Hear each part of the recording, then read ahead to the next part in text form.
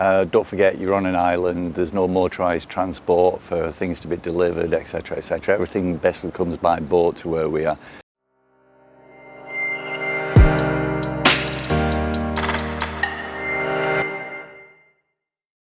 We're at the Zeavola Resort on Phi Phi.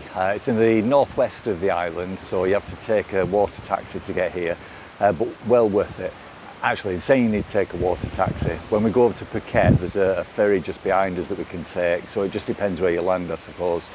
Right, what we're going to do now is, I'll take you on a trip up to the room, we'll go through everything that's up there, then I'll give you a quick tour around and then an overview.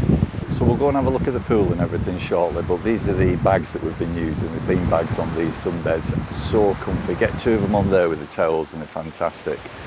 Anyway, let's go over, we'll walk up to the room and you'll see where we have breakfast first.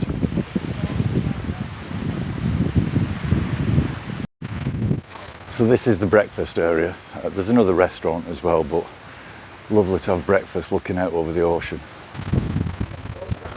So the spa and the gym are up here as well, and we're in villa number 2. Let's go and find that. Now, if you've ever been to PB before, you'll know that it's very lush and very tropical. And you've certainly got to watch out for mosquitoes. Of all the travel so far in Thailand, this is by far the most that I've been bitten. At night time, this is all lit up on the way back to the villa. First aid room there, and also a little lake that's aerated so that it doesn't go off and start stinking. And because the villa's up in the hills, it's a bit of a trek up there. But it's nice, you're completely isolated, you're not overlooking anybody. That's the Zeavola Spa down there. We haven't made use of that. We've actually got a tailboat and gone into Phi Phi. Obviously the massages are much cheaper doing that. This little green flag, well, that's basically you put that out in the morning or whenever just to say, yeah, come and do my room up. Or there's a red flag that you can put out to say don't disturb. You see there's other villas lower down, and then you've got the villas that are actually on the beach. And this is ours, number 2. Room's already been made up nice and early this morning.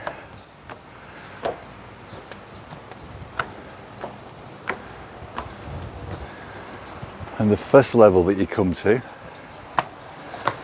has your pool on it, which is lovely, very refreshing. Predominantly refreshing because it's cold. Too cold for me to swim in on a regular basis. Now when the sun rises in the morning, it comes up over there, so the sun hits you in the morning, and then from mid-afternoon it's not on the pool anymore, so that's probably one of the reasons why it's cooler. We'll come back down in a moment and have a look at this room, but there's some sunbeds.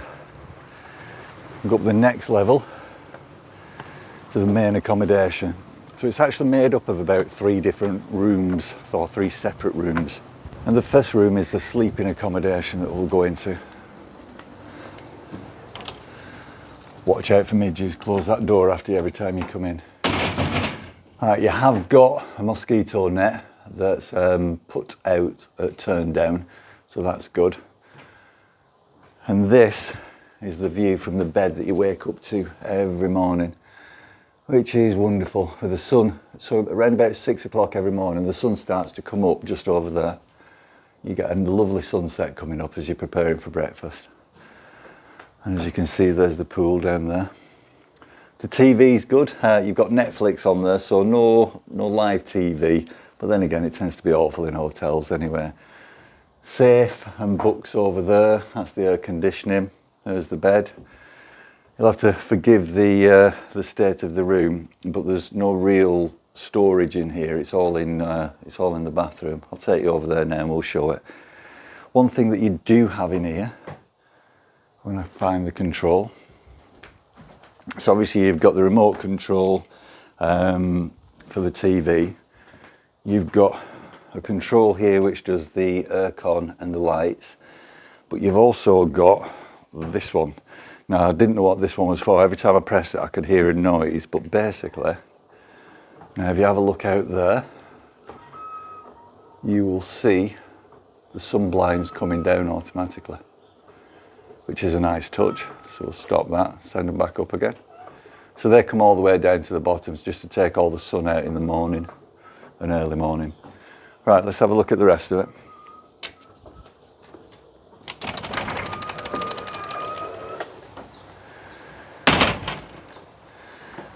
Lovely chairs when that sun's coming up. Something that I've never had in any hotel before, which is a wine cooling fridge with lots and lots of wine in there. You've got all your tea and coffee making facilities. Ice is delivered daily. That's your mini bar there. You've got a mosquito zapper, and you've also got somewhere, this is a proper zapper, so this will electrocute anything that's a little bit bigger, which is fantastic. You've got 2 wash areas. You've got this bowl outside where you can do your ablutions, but if we go inside,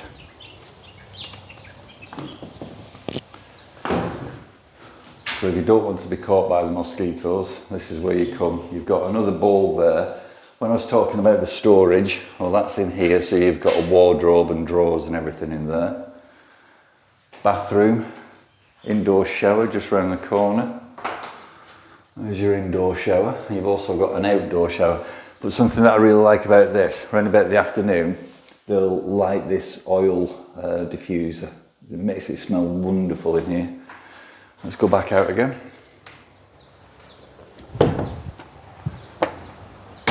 Just around the corner you've got an outdoor shower. There's the outdoor shower. And then we'll go down and have a look at the pool area. Before we do that, let's just have a look at what you can see from the balcony. So we're the highest up, nobody overlooks us, complete privacy, so if you want to get up to anything, you can do. The only people that can see are across there, but obviously if you're down on the decking, nobody can see you, and nobody can see in your room neither. Right, let's go down. Yeah, such a shame about that pool. When I got here off the ferry, I really wanted to just go for a dip, but I just didn't have the courage to at the end of the day. Right, let's have a look in this one. Simply, again, open the door, step in. So I'd say this is a day room. You've got your air conditioning in there, so you're not going to swelter in here. This is your view out of here. Again, beautiful, overlooking all the trees and plants and everything. You've also got a television in here with a nice sound system. But if you are going to be frolicking by the pool, then this is somewhere to get out and just come in to cool off. Ubiquitous foot wash, and then just relax on the beds. A huge recommendation is get some jungle formula fly deterrent. These are what are supplied by the hotel themselves, so if you haven't got anything, then you can always put your hands on that. I forgot to mention this when we were passing, but there's a nice little gift shop where you can pick up your necessities as well. And just down the beach from where we're laid out, you've got another area where the pool is as well. Before we go and see that, let's just have a quick look at reception. So when we jumped off the water taxi or the long tail boat, whatever you want to call it, we were brought to here, had the usual cold towels and a lovely refreshing cold drink as well. Tasted like Ribena but nicer, more like Vimto, delicious. So that's that. An unusual reception, it's got to be said.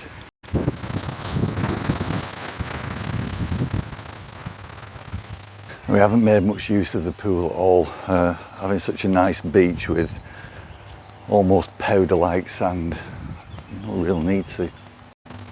And I'll say again, you've got to remember that you're on an island that's very, very difficult to get around.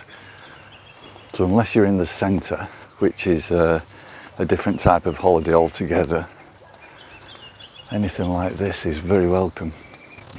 Another nice butterfly.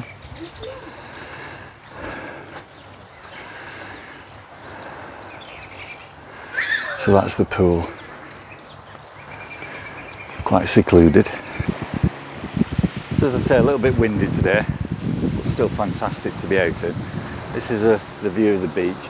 You've got another hotel next door, I can't remember what it's called, but then after that you've got some independent bars and restaurants, which are very nice to visit.